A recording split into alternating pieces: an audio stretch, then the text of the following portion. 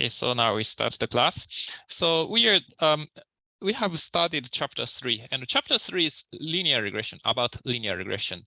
And the most of the slides explains what we should do when linear regression does not work perfectly.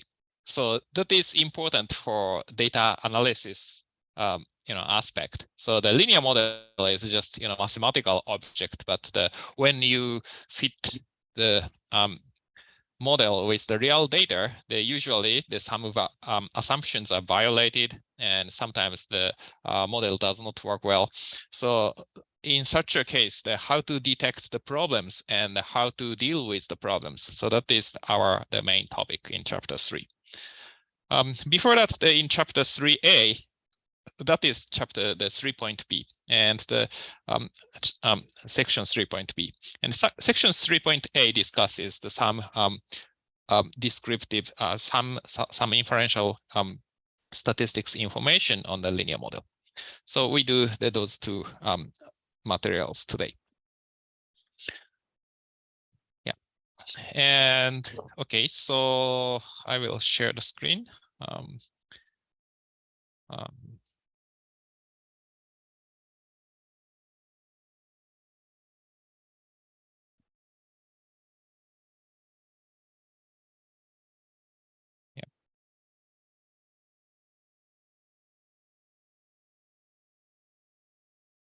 Okay, so consider the linear regression objects in R. So this is the typical linear regression object. You can see the response and the predictors.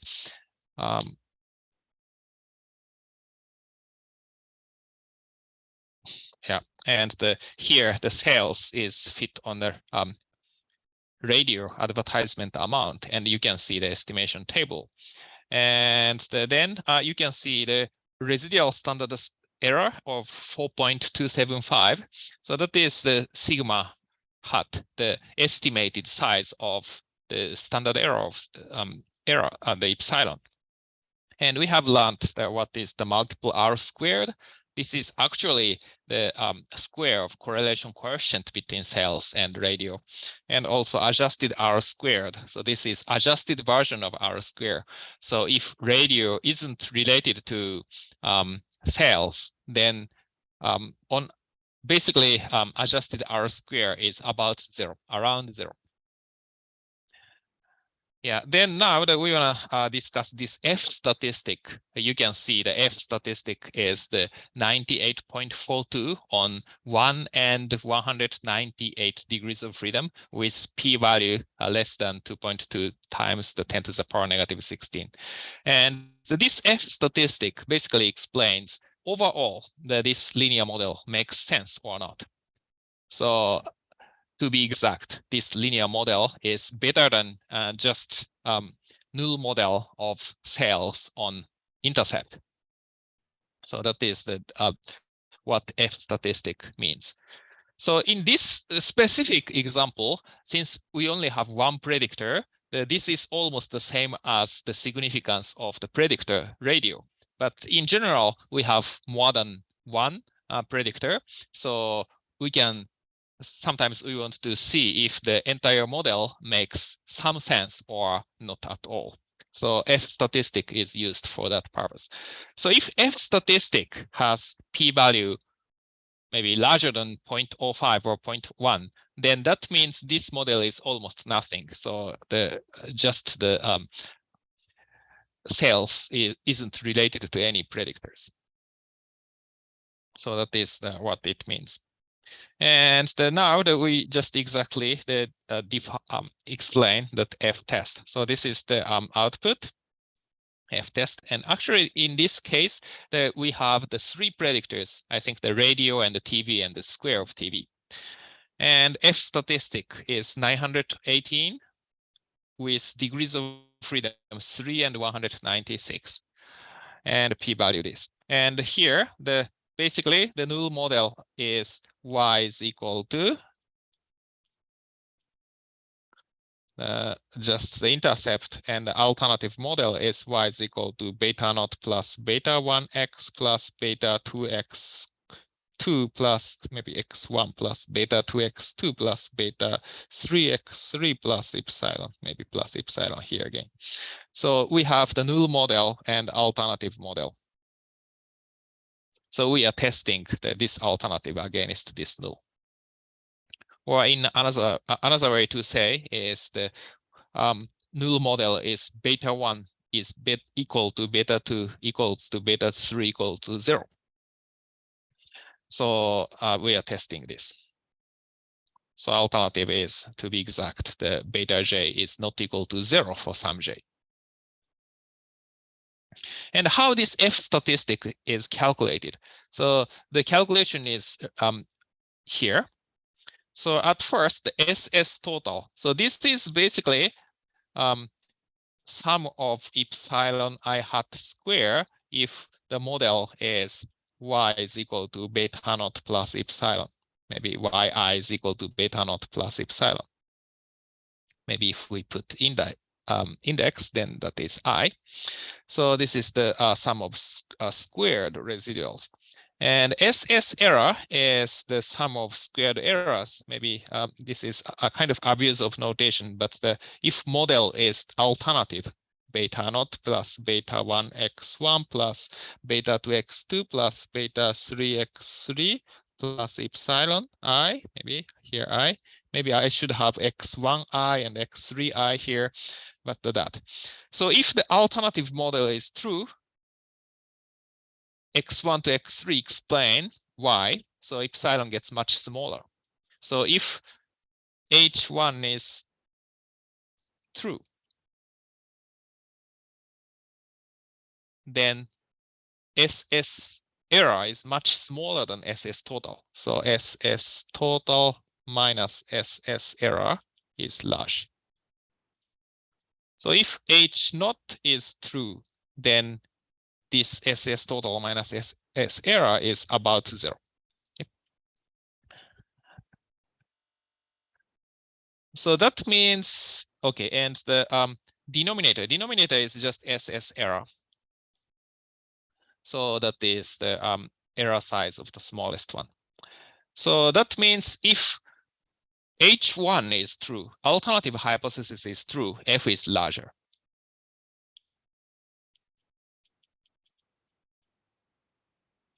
And null hypothesis is true, F is smaller.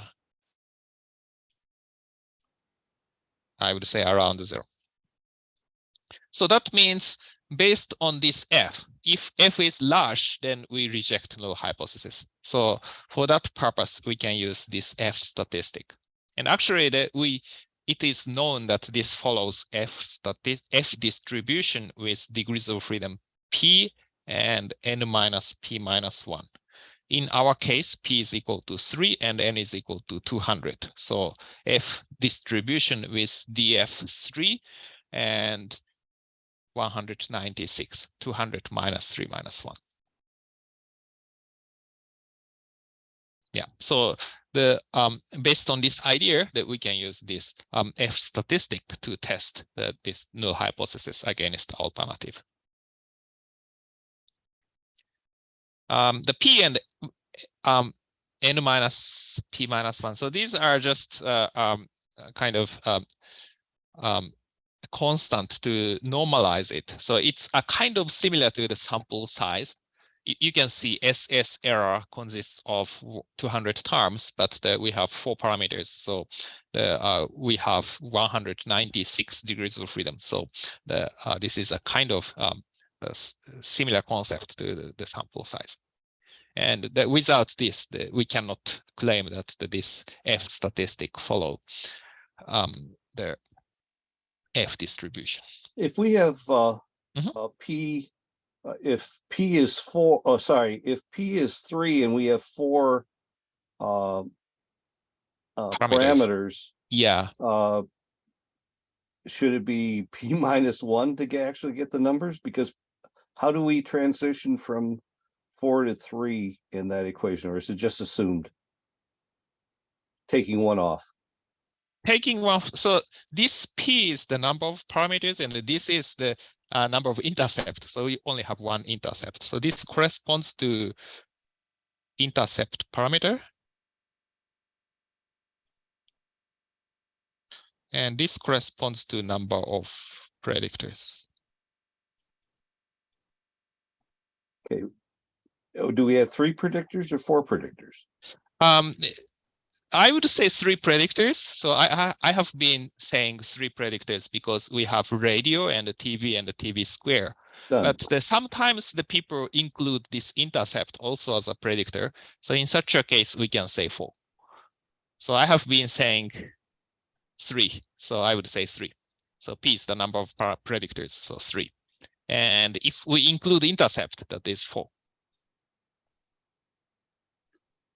So if there were 4 points and you had P equaling 3, couldn't you fit the model perfectly? No, actually, the I is equal to 1 to 200. No, in the suggestion that I think William said, where you had like 4 data points. Oh, 4 data points. Yes, there 4 data points. We can fit it perfectly if there no linear dependence in the predictors. That's true. Yes. So in such a case, F becomes 0. Yes. But in such a case, N is 4, P is 3, and 1. So we cannot really define F. We can fit it perfectly, but we cannot define F because denominator is 0. I mean, the denominator of denominator is 0. N minus P minus 1 is 0.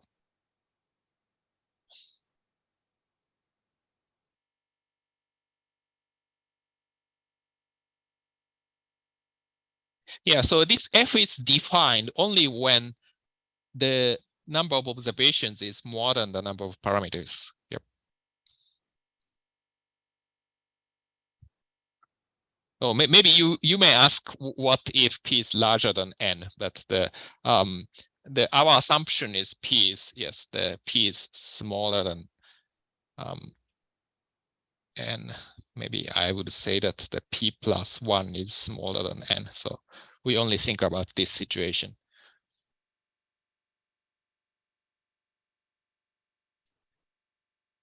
Yeah, in some regression analysis, sometimes N is smaller than P plus 1, but yeah, that may be discussed later in chapter 4, maybe 5. Yep. So that is called the large P small n problem that typically appear in the image analysis when we use maybe 1000 by 1000 pixel images to explain something. So we have the 1,000,000 times 1000 variables, but we only have sample size of 100. So that is a typical problem. But here we assume that N is larger than P plus 1. Yes.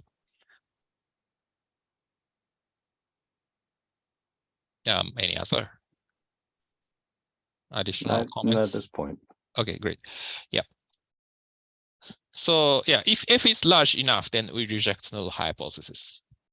So this is an illustration of F test. So actually the distribution of F follows F distribution. So the distribution of this F statistic follows F distribution and the under null hypothesis. And the distribution looks like this curve.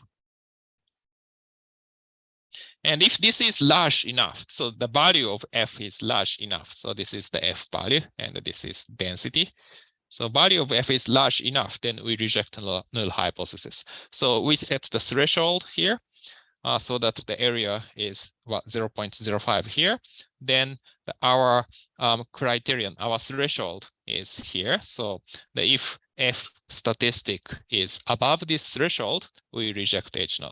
And if our F statistic is below this point, then we don't reject H0. So another way to put it is here.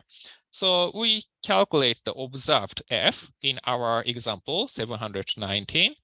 Then we just calculate this area, that is p-value.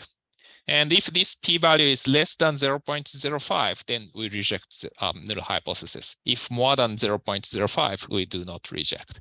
More than or equal to 0.05, we do not reject. So that is another way to say this. usually the procedures in computer packages, computer software, use the p-value because the sometimes people use different threshold. Some people prefer to use 0.01, sometimes 0.1. So the p-value is a little more general way to describe the test result. So we use p-values. Yeah, so it is known that F statistic follows an F distribution with degrees of freedom P and N minus P minus 1 under H naught. So F distribution has two parameters, numerator degrees of freedom and the denominator degrees of freedom. Yeah. So basically the F distribution, F random variable is Z1 maybe square plus up to Z P square divided by, maybe P is a little confusing. So maybe we use the K or something, and divided by K divided by W1 square up to W M square over M, where Z1 to ZK and W1 to WM are all normal 0, 1 and independent. Then this F statistic follow this ratio follows the F distribution with degrees of freedom Km. So K is the degrees of freedom for numerator and M is degrees of freedom for the denominator.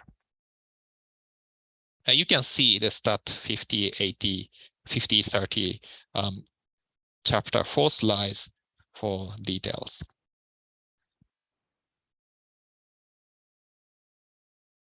And here are some examples of F distribution. So this red one is the F distribution with DF11. So it's very skewed, and actually it almost blows up at F is equal to 0.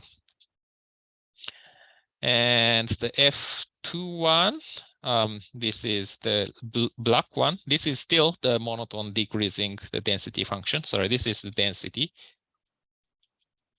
And this is the value of F. Yeah, and the D1 is 5, D2 is 2. Then actually this starts with 0. So you can see that the D1 is 5, D2 is 2. That is the basically Z1 square up to Z5 square over 5. And the W1 square, W2 square over 2. And since we have two random variables here, it's less common that W1 and the W2 are both small. So that means the probability of F is around 0. Sorry, the other way around. Sorry. What should I say? Sorry, that's wrong explanation. So the D1 is equal to 5, and 5 is a large number. So it's unlikely that this numerator is very small, very close to 0. So this is the average of 5 squared standard normal random variables. So this should be somewhat close to 1 because each of the Zi square has the expectation of 1. So the probability of F being close to 0 gets much smaller, and actually the graph is this blue one. And the green one, yeah, kind of similar, the 10 and 1. And 100, 100 is gray. And you can see if both numbers are large, actually this approaches to the normal distribution. You can see at least, the denominator and the numerator, these approaches to some constant by law of large numbers. And also if you focus on the numerator, this approaches to normal distribution by central limit theorem. So that's why the gray one is a kind of close to the bell-shaped curve. So if M and the K and the M are both large, then F distribution is close to a normal distribution. Any questions? Yeah. Yeah, I think it's worthwhile to remember F distribution means this. In general, this.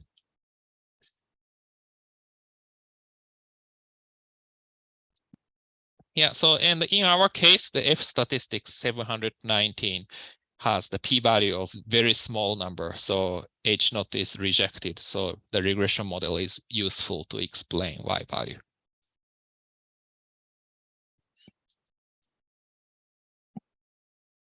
So still, maybe some predictors may not be useful, but overall model is good, so we can do something. If this null hypothesis is not rejected, basically we cannot say anything. So at least this includes some useful information. So that is what F test tells us. Okay, so any questions? Okay. So next, the 3.B, a linear model with the least square estimate. Sorry, this section is how to check the assumptions on linear model. So we are assuming this linear model, the usual multiple linear model. And our assumption is, okay, so epsilon is normal sigma square. So maybe normality assumption first. And also you can see the sigma square does not depend on the observation. So that is another assumption. And independent and identically distributed. These are additional assumptions. So we have several assumptions, and those assumptions should be satisfied. And also x1 to xp have some relationship. We have some trouble. For example, the obvious case is x1 is equal to x2. Then we cannot, of course, estimate the beta 1 and beta 2 because x1 and x2 are indistinguishable. So we have to consider that kind of problems also. So IID means independent and identically distributed. So that means independent means the different observations are not related to each other, basically. And identically distributed means the distribution of epsilon 1 and the distribution of epsilon 2 are the same. For example, the sigmas are the same. Maybe, if without this assumption, maybe epsilon follows t distribution, epsilon 1 follows t distribution, epsilon 2 follows normal distribution, or something like that. But this identically distributed assumption is made here. So to understand this concept, what kind of random variables are dependent? Do you have any examples of dependent random variables? Suppose we have 5 observations, 5 errors. 5 errors are dependent. When that happens?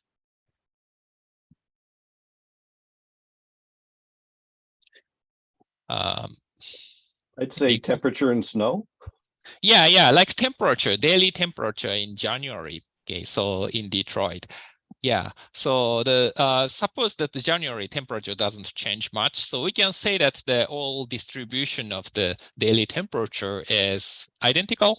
January 1st and January 31st, almost we have the same temperature. Okay, we make that assumption.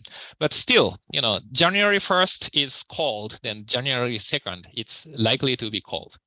January 15th, if we have 40 degrees, then January 16th, we have something similar to 40 degrees, maybe 35 or 45, but does not go to 10 immediately after one day. So that is the dependent, but still the identically distributed is possible. So how about the other way? Independent, but not identically distributed. Do you have any examples?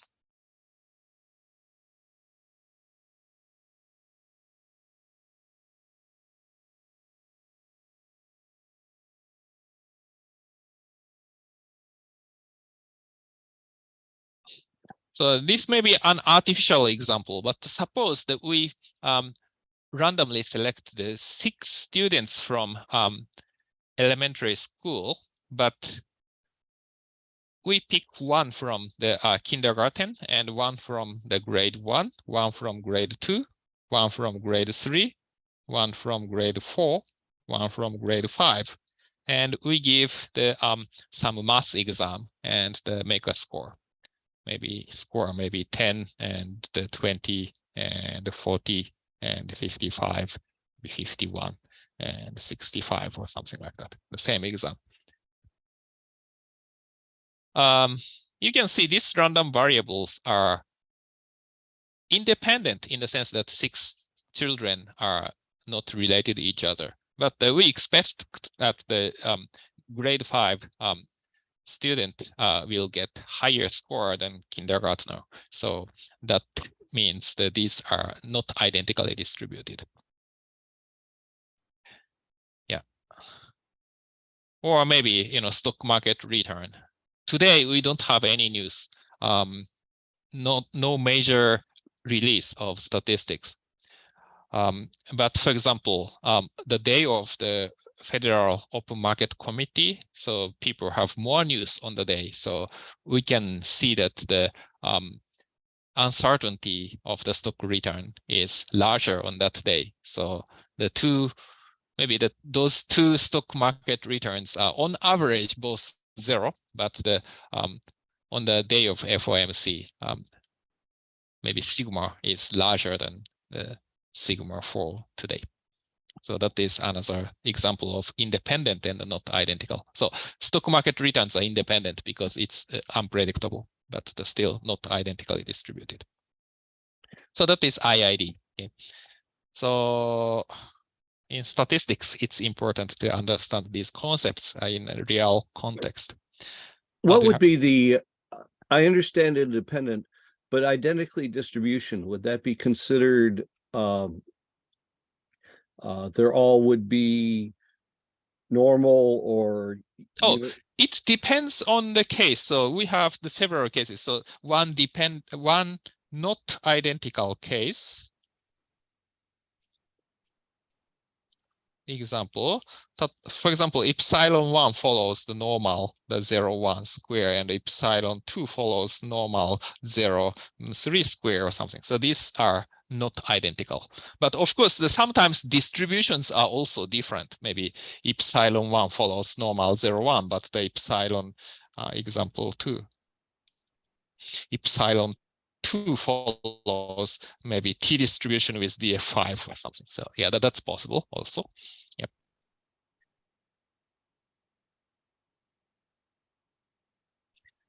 Yeah. So at least not exactly the same. So two distributions are not exactly the same. So in such a case, we say not identical. Yeah, and okay, so suppose that this is the model, then we have several possible violations of assumptions. So first one, the nonlinearity of the response predictor relationships.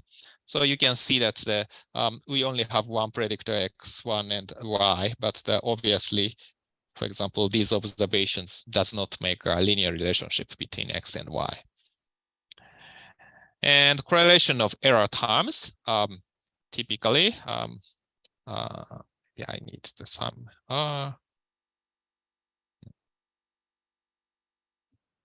Maybe.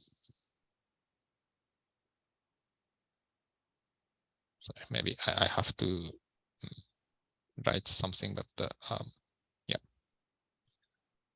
Maybe I erase this.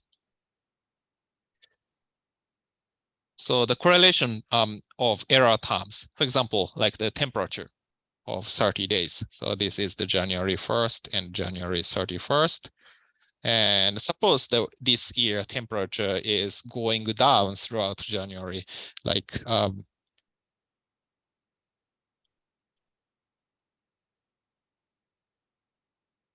this. Then we fit the line.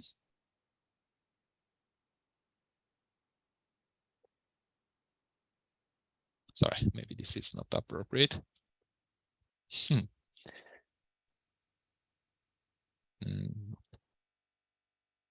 Yeah, maybe this. But you can see that these errors are all positive, and these errors are all negative.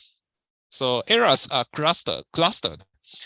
So these are both negative, and these are all positive, and these are all negative, or something like that. So in such a case, we have to consider the correlation of errors. And the next one, the non-constant variance of error terms. So sometimes the variability is larger. For example, the stock market example. On some days, the variance of stock market return is larger than other days. So for example, if we think about the stock market return of many days and some mild period and also some wild period, then stock market return, okay, so this is day and this is the stock market return. And in wild period, the stock market return is like this, but after that, in mild period, like this. So the size of variation is different. And outliers.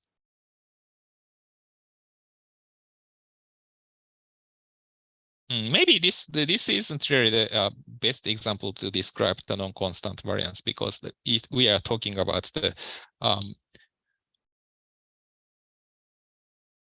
regression in a regression context. So x, y, and suppose we have some fitted line, but in some area we have very small discrepancy from the straight line, but at some point, some range that we have larger variance. So we can see the size of sigma for these observations and these observations.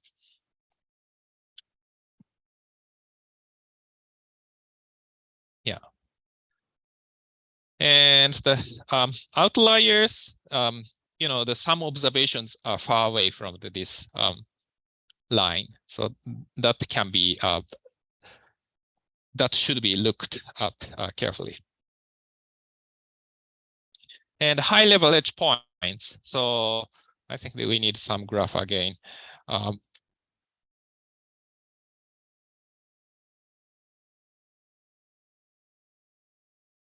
So suppose that we have x and y, and most points are around here, but the 1 point here. Then this observation has huge impact to determine the straight line. Probably the fitted line is like this, right?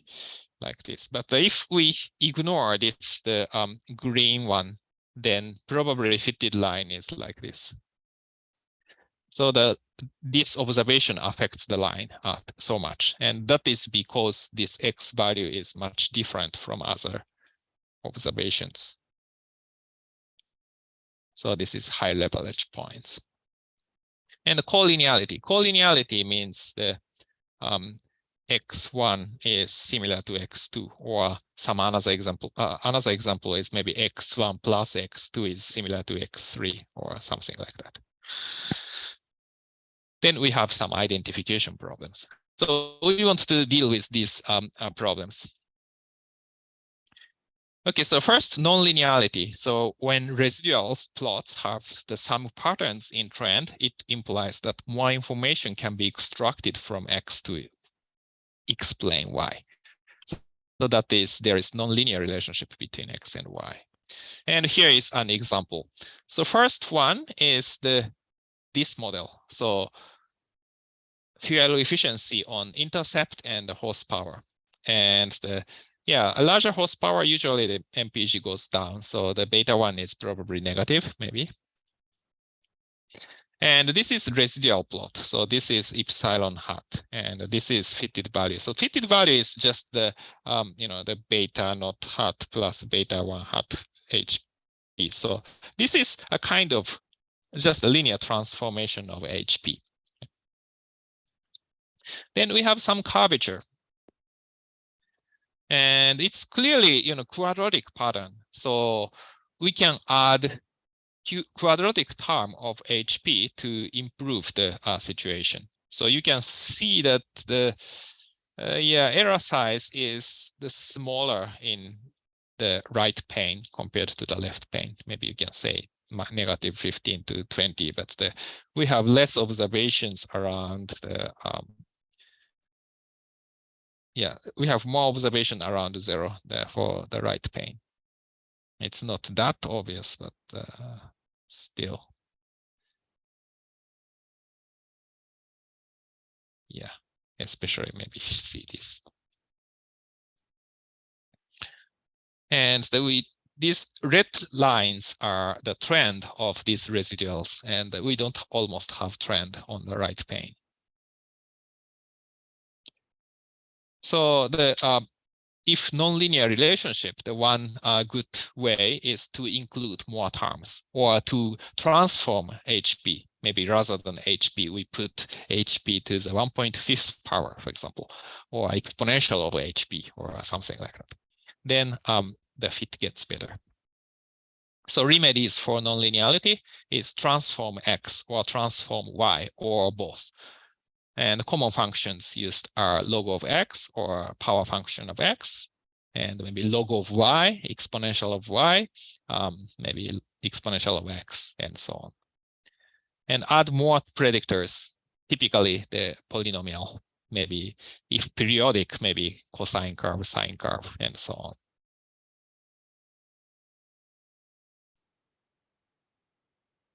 Yeah, and correlation of error terms is, do you have any questions on this nonlinear relationship? So practically, we have to consider what happens when X gets larger. In this case, HP gets larger or smaller. For example, even horsepower is very small.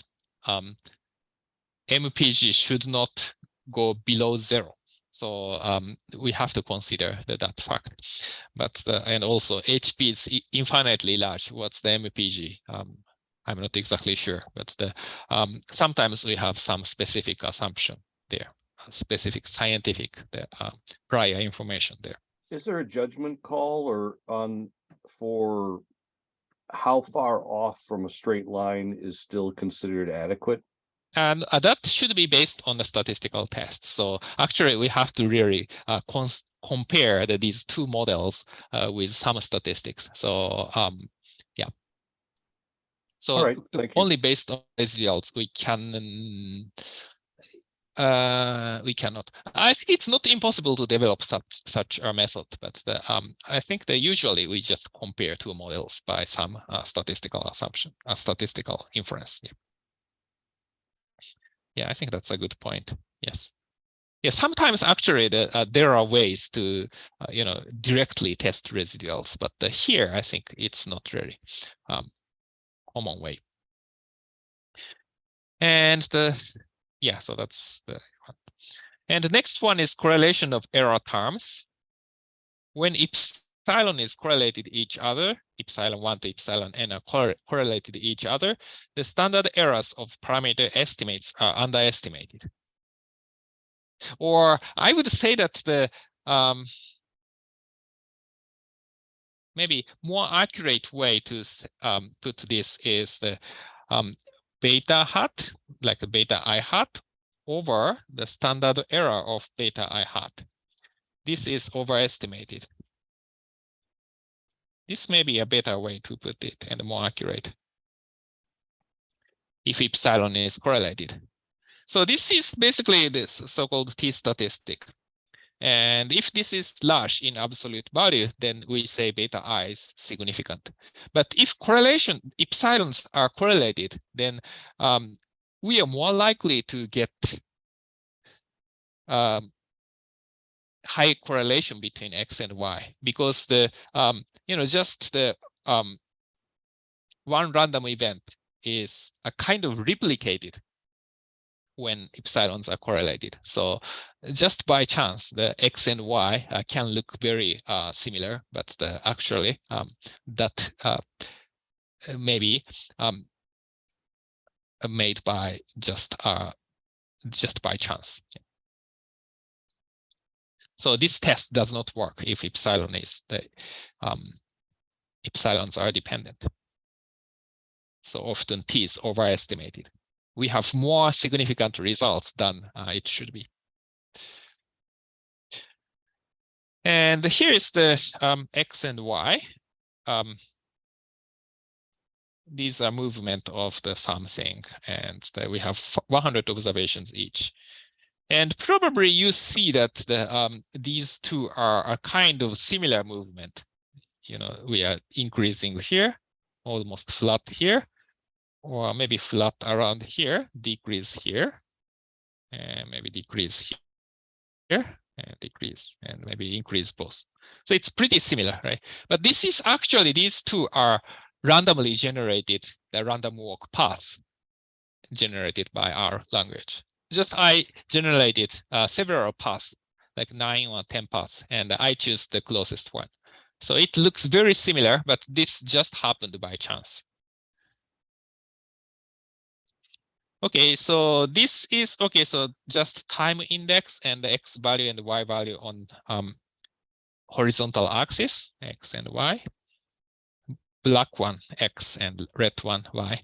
But we make a scatter plot of X and Y here, X and Y. Then, yeah, it looks highly correlated, and we can fit the straight line.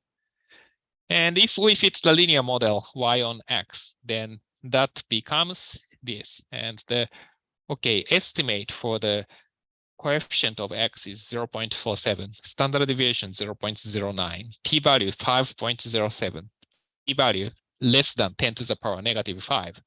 So it's highly significant, and the Y and X are related. But that happens because the epsilons are highly correlated. Yeah, you can see that the around here, always Y is larger than X. Okay. But for example, around here, the other way around, So X and Y, the error terms should be highly correlated, that you can imagine. Yeah, and actually, if we put time index here and the residual epsilon I hat here from I is equal to 1 to 100, we can see this is highly correlated. So these are all positive numbers, positive epsilon i's, and only fluctuate a little bit. But these are all negative. So it doesn't change a lot. Yeah. So it's really dependent on time, dependent on this index. Yeah. And yeah, you can see that the epsilon t hat and epsilon t minus 1 hat, epsilon hat t minus 1 has the correlation coefficient of 0.925. You can see this is epsilon t and epsilon t minus 1. Then correlation is very high, 0.925. So linear model assumption is violated. So what should we do? So usually for time series data, that we take the time difference, so x sub t minus x sub t minus 1. Then this delta xt, and also we can define delta yt. Then usually the correlation is removed. Yeah, so that is the one, the most popular way in time series. But if it's not time series, just we are given this kind of this kind of graph of x and y only, then we can explicitly adjust, consider the structure of the correlation between errors. So that is called the generalized least square, or GLS. Yeah, so taking the time difference, that is a time series analysis. So that is not what we cover this chapter, this textbook. Maybe we can cover in time series course. But here I just show the generalized least square results. And instead of LM, we use GLS function, and we assume that the adjacent errors are correlated. And we estimate.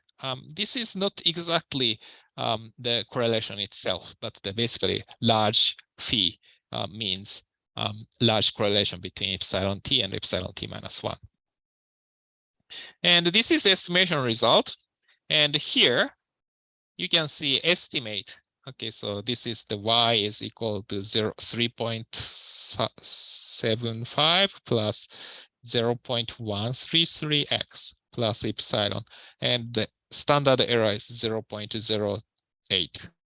Okay, so here the p-value is 1.58 and the p-value is 0.116. So we can see this isn't really statistically significant at 5% level. So it can happen by chance. And in this specific example, the estimate gets smaller and standard error doesn't change much. But the point is that this t-value gets much smaller. Previously, this was 5.08 or something. So so this gets much smaller. So basically, so this result says that it can happen by chance. And actually, that's true. I only generated I think the 9 or 10 random walk paths. So just the 2 of them are really close. So that this happened just by chance.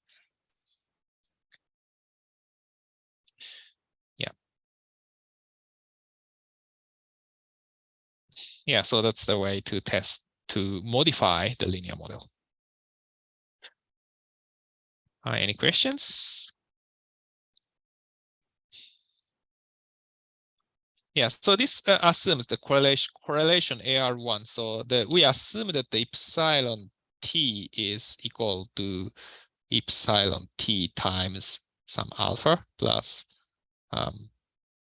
like zeta t, and the zeta t are IID, but the epsilon t minus 1, sorry, t minus 1. So epsilon t and epsilon t minus 1 are correlated.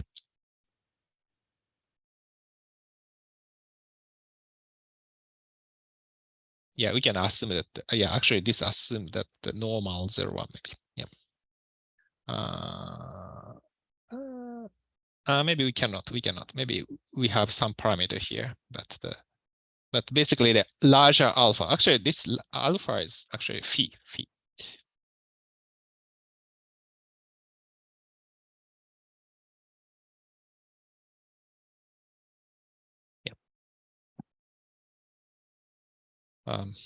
Yeah, I don't go into details, but that we have assumed some correlation between epsilon t and epsilon t minus 1.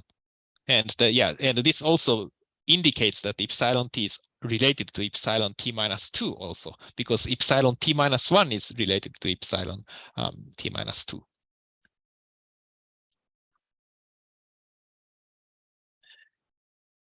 Yeah. And non-constant variance of error terms. So epsilon 1, so next one topic, epsilon 1 to epsilon n may have the different variances. So epsilon I maybe has the variance sigma I square, and the sigma I depends on I. So for example, this one. So this is from another data, but basically that we fit y on x. And this is basically x, maybe the fitted values. So maybe beta naught plus beta 1 x. But anyway, so this is a linear function of x. And here residual, so epsilon hat. So you can see this is the trend of the variability. I don't exactly know how these blue curves are calculated, but you can see the variance is larger if x is larger, assuming beta 1 is positive. And how to deal with this? So usually this happens when scale of y should be adjusted. So if we use the log of y as the response variable, then usually residual size does not blow up when x gets larger. So this is almost constant variance. So the transformation of y is the first thing to consider when we have so-called the heteroscedasticity or unequal variance. Yeah, so yeah, this can happen when scale of y should be adjusted. And another example. So suppose that we want to investigate relationship between height and weight of college students. and collected mean height and mean weight data from each of 100 colleges. So Wayne State have the mean height of students and the mean weight of students. Okay, and a very small, the Michigan, the Far North University or something, that we have the mean height of and the mean weight, but maybe it consists of only 50 students, suppose. Then, the data points have different reliability. So if Wayne State have 10,000 students and another college have only 50 students, the mean height of 10,000 students has less, variability. Mean weight, less variability. So this observation is much more reliable than the observation from the college with 50 students. So in such a case, that we can use the so-called the weighted least square methods to estimate the procedure. So we minimize sum of epsilon I square. So that is our criterion for OLS. But the weighted least square, basically we minimize the WI times epsilon I square.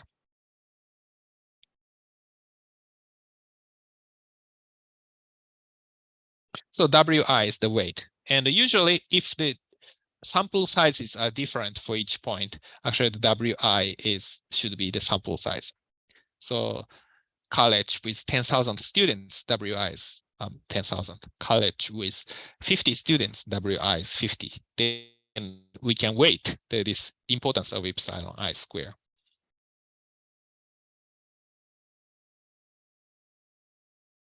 And except for this, this kind of case, so each sample point is made by different number of observations. Sometimes it's not clear how to set WI. It's true, but typical case is this example too. So non-constant variance transformation of Y is one method, and the weighted least square is another method. And for time series, we have some more specific methods, such as Gauge or state space model. We don't cover this in this class. But in statistics, it's important to know that some methods are available and you know the name of it. And then you can search on the internet.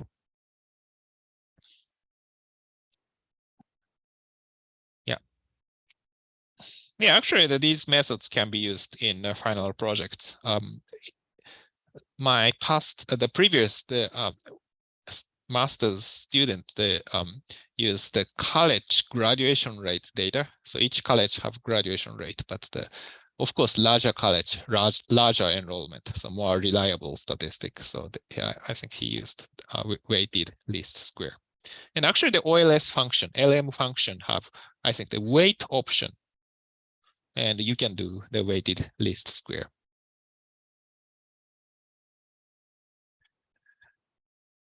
Yeah, and outliers.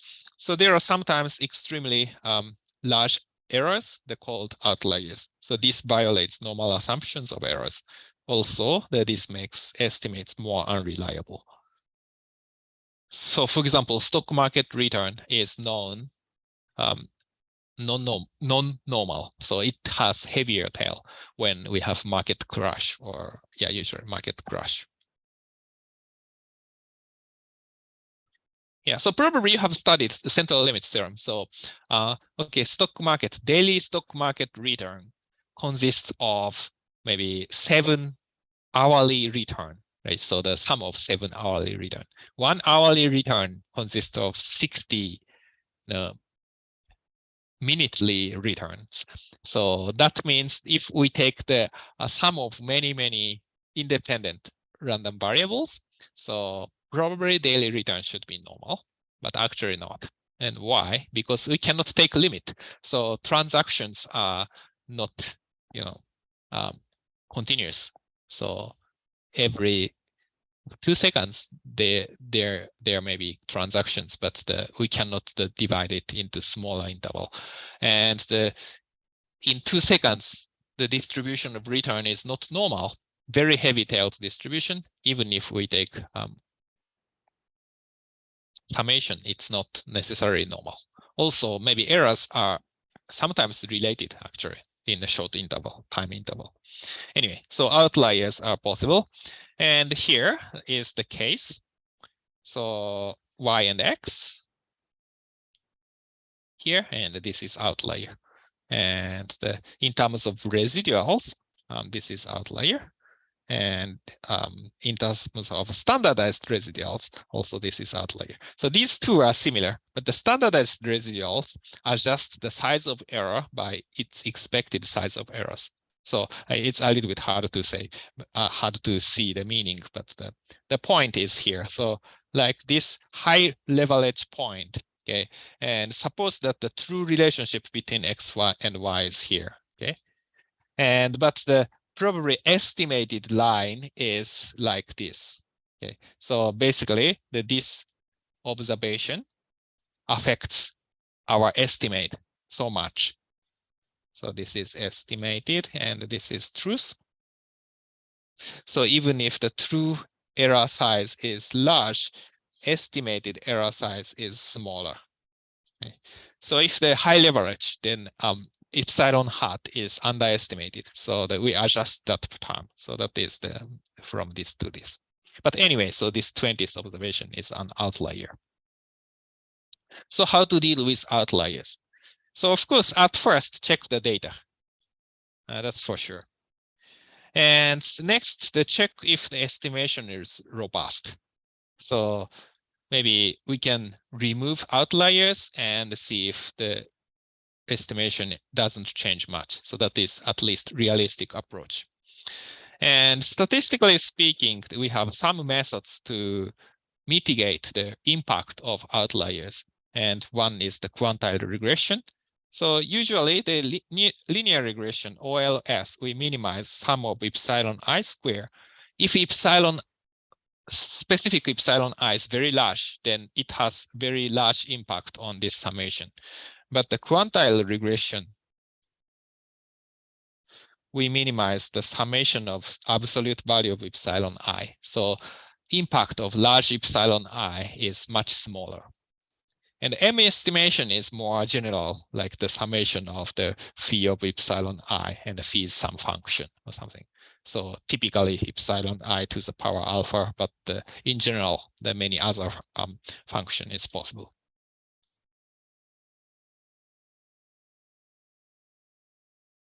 I don't cover these materials here, but at least those methods are available.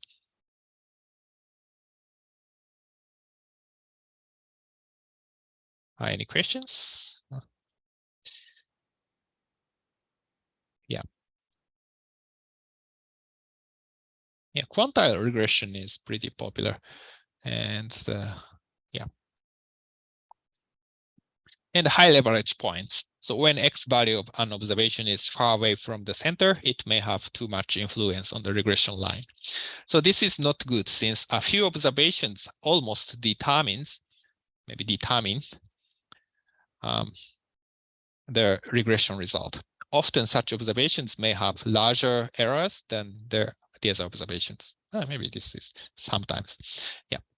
So the point is that if we have n observations, x1, y1, x100, y100, so our best scenario is these 100 observations are not related and have similar properties.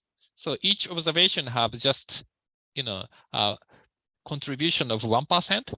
So the estimation result is pretty reliable. So even if the one observation was missing, still remaining 99 explains 99% of information. So the result is stable. But if out of 100 observations, one observation have 50% of information, that observation has a large impact, and the other 99 observations aren't really useful. Right? So in such a case, the estimation results are not really reliable, because if we miss one observation, estimation result changes dramatically. So we want to avoid that situation. So this is one example. So this 41st observation is influential because it's almost at the end of the x coordinate. So this observation makes the slope of regression line much larger. Even if we have 50 observations here, maybe 50 observations, yeah, actually this just single observation affects the regression line significantly. Yeah. And yeah, I don't know, 20th, maybe 20th observation was also excluded to calculate blue dot, but I think it's not really a important point. Okay, and okay, so but suppose we have the two predictors, and actually the x is maybe beta 1 hat x1 plus beta 2 hat x2. And in such a case, okay, 41st observation is extreme in terms of this x value, but it does not mean 41st observation is extreme in terms of x1 value or x2 value. So you can see this is extreme among these observations, but in terms of x1, this is just typical value. In terms of x2, also it's typical value. So we have to be careful. If we see only marginal distribution of x1, marginal distribution of x2, we cannot really see how this is special. But if we see 2D graph, it's clear, and the leverage is higher. So leverage statistic isn't necessary if we only have one predictor, because if we see this, we see everything. But if we have more than one predictors, then yeah, it's important to see leverage because we can miss this.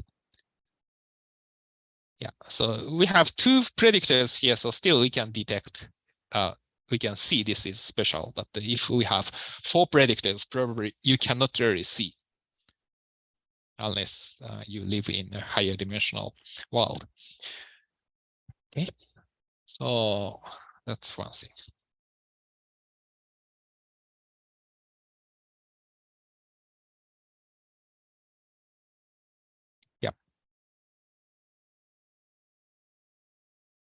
And leverage statistic is calculated in this way if we only have one variable.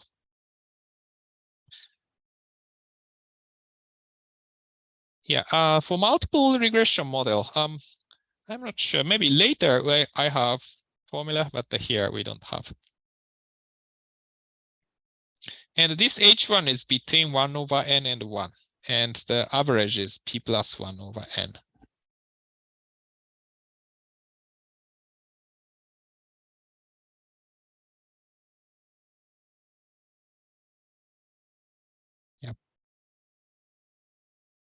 And the remedy for high leverage, maybe transformation of x certainly helps. Or sometimes both x and y, because if we transform x, y should be also fixed. And yeah, check if the estimation is robust. And maybe we separate influential points. Yeah, no magic to solve this. Just that we have to transform or check if the estimation is robust, or we separate the two groups. And collinearity. So this is very typical problem in linear regression with many predictors. So if x1 to xq are nearly linearly dependent, then we say there is collinearity in predictors. Yeah, so as I mentioned, one example is x1 is close to something like 2 times x2, or x1 minus 2 times x2 is close to x3 or something like that.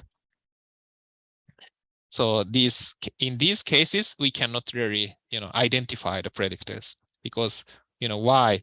If x1 is close to 2 times x2, then y is equal to x1 plus epsilon, and y is equal to 2x2 times plus epsilon. So these are very similar models. So we cannot really identify the predictors. I would say that, yeah.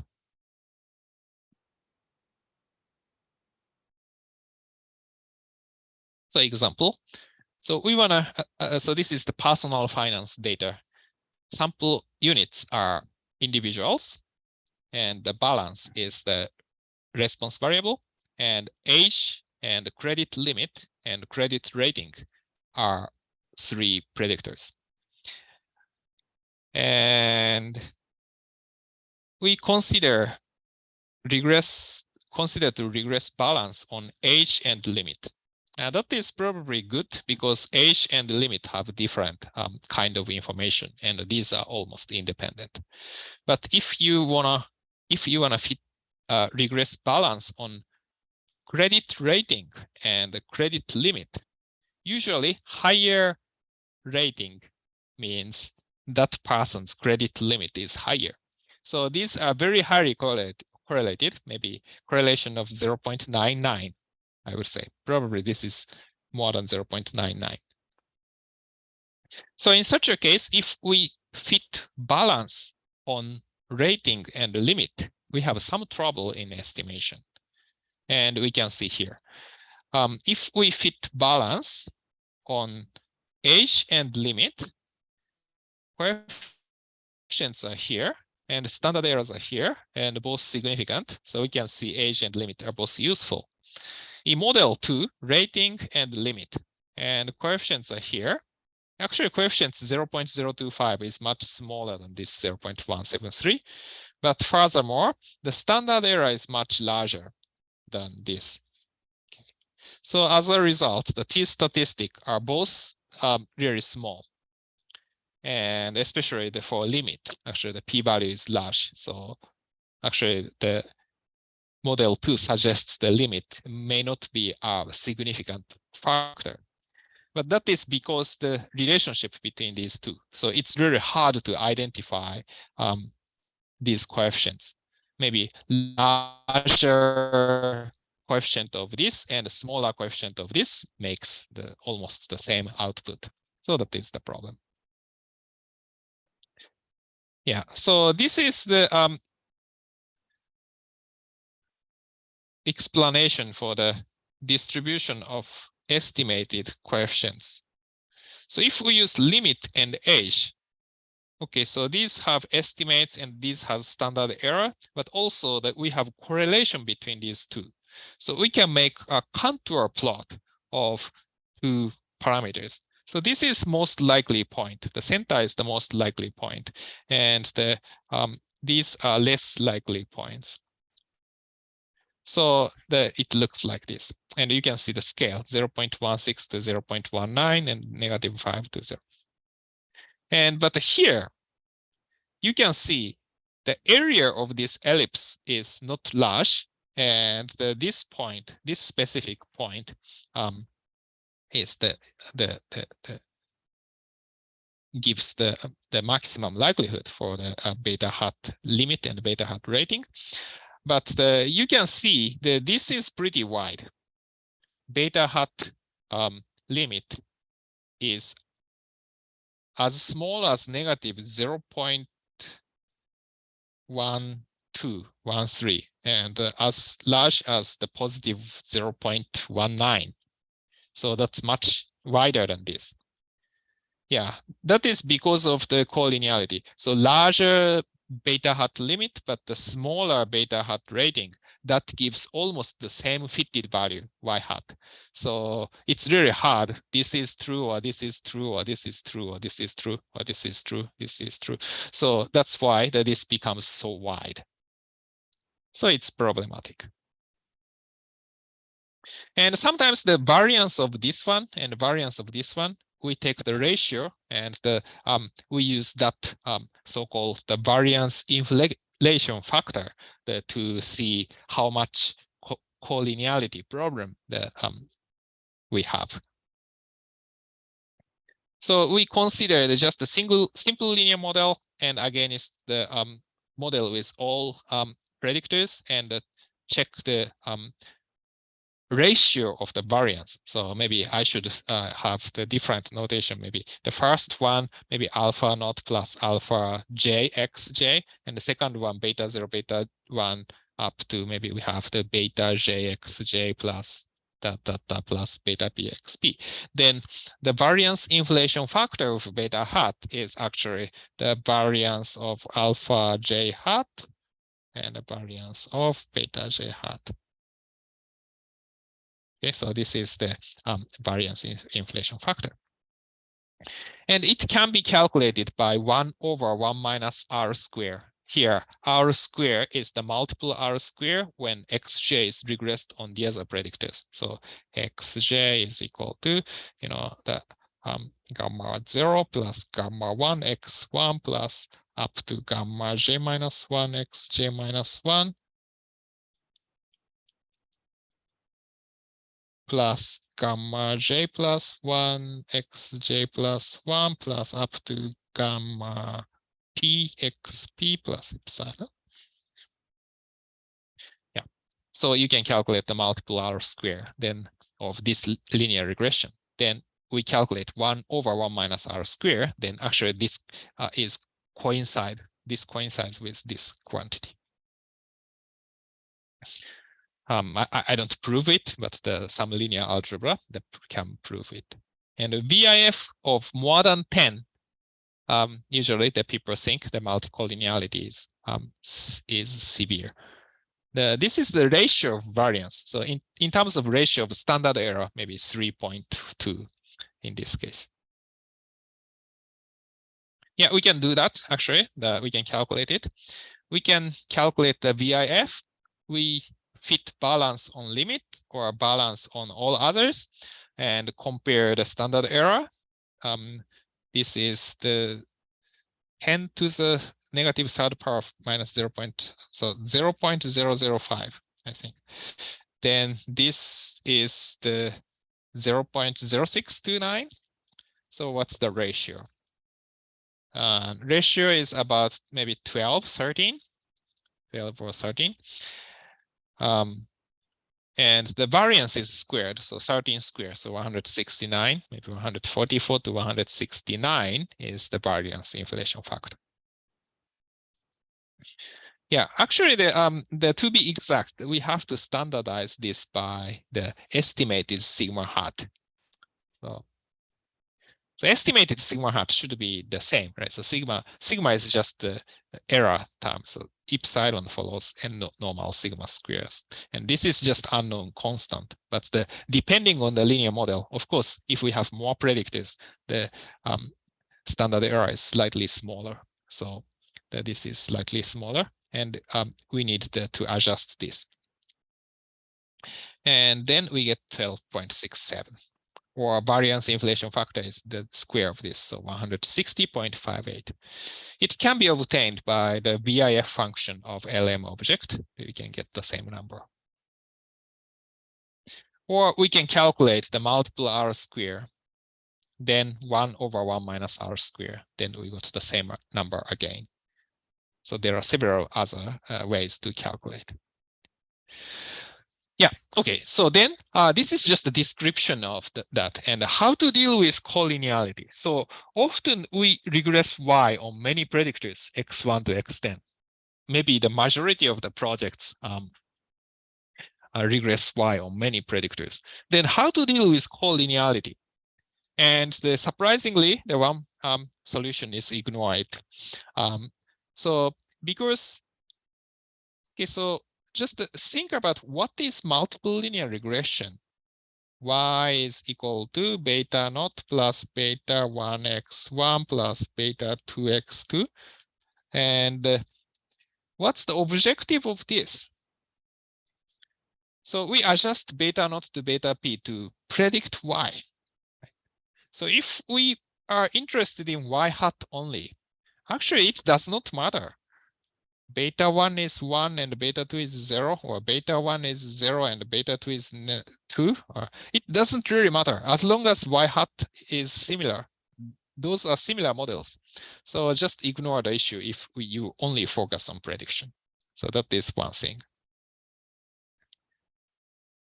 Yeah, for example, you just want to estimate something. So you want to estimate precipitation of next day by some other atmospheric variables, and you don't need any reasons, but you want to make a prediction. then you can just ignore everything about collinearity, and you can focus on the prediction. And other possibilities, if you are really interested in questions, that's a huge issue if these two are all both give similar, the similar results. So the one is they exclude similar predictors beforehand, x1 and x2. Okay, we exclude x1. We only use x2. Then their estimation is more reliable. Or combine similar predictors. Maybe we take average of x1 and x2, or we take the principal component of the variables. We use some state space model to aggregate variables and so on. State space models will be covered in time series analysis class. Yeah, it's a kind of more stochastic version of principal component. Okay, so use a variable selection method which drops more variables, lasso ridge.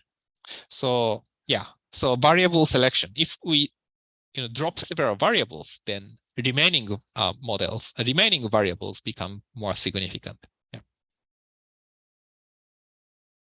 So we have lasso ridge. We will cover it later in this textbook. Yeah, so this is 3.b. So we studied what are the problems in linear regression results and how to improve the situation today. So these are essential if you do real data analysis in data science. Do you have any questions?